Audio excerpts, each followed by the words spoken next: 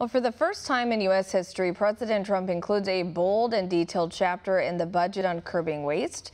Cited in the president's proposal is openthebooks.com, which outlines our country's wasteful spending.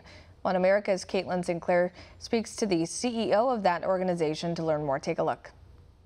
The detailed chapter in the president's budget is dedicated to curbing waste, fraud, corruption, and taxpayer abuse. Part of the plan also targets duplication and other programs that lack federal mandate. Openthebooks.com, a private database, looked into our government's funding over the past few decades. What they found is disturbing details of where the American tax dollars have been allotted. The taxpayers in this country are being milked like a dairy cow. The organization found that nearly $1 billion was improperly paid to the deceased. The IRS improperly paid $18.4 billion through the Earned Income Tax Program. Other improper payments that were made last year include a whopping $10 billion paid to Social Security recipients. 6 million active Social Security numbers belong to people aged 112 and older, even though there are only 40 people in the world aged 112. There was also Medicare and Medicaid improperly paying $85 billion in benefits, with overpayments amounting to $67 billion.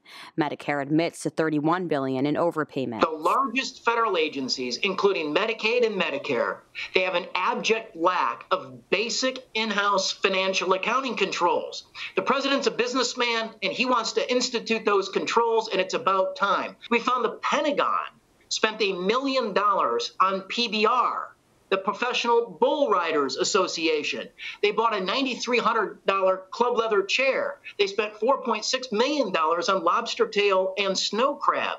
We reached out to the Pentagon for comment, and they admitted that over the course of the last 18 months, they've spent over $25 million on lobster tail and snow crab. The organization citing the ways in which federal waste is a target-rich environment. With the national debt standing at $23.2 trillion and annual budget deficits of over $1 trillion, experts like Adam applaud the president for starting what he calls a war on waste. The budget is an election year embodiment of many of the policy priorities our president has championed over his first 3 years in office.